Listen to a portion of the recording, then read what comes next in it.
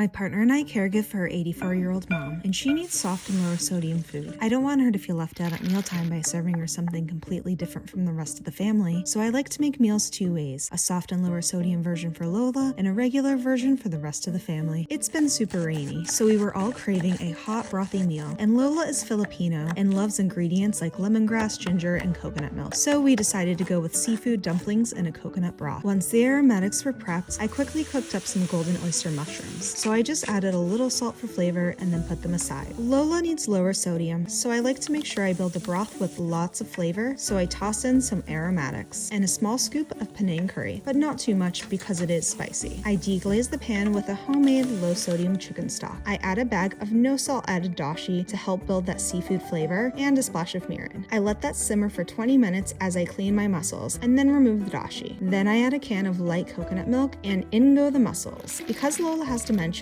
some days she's more inspired to put extra effort into chewing than others, so sometimes she eats mussels and sometimes she doesn't, but I have a solution for that. Once the mussels have cooked, I remove them from the broth and I poach a nice piece of Lola-friendly fish. A couple of minutes later, I add in our veggie dumplings, and my daughter really loves steamed fish cakes, so some of those are going in too. I serve Lola's with a bit of rice and soft roasted butternut squash and carrots, and then I chop up her fish nice and small so it's easy to chew, and finish it off with lime. Admittedly, this isn't the prettiest, but Lola was super happy about all those flavors. Lola got her soft meal, and the rest of the family got their mussels that I finished off with Thai basil, lime, and a little fish sauce.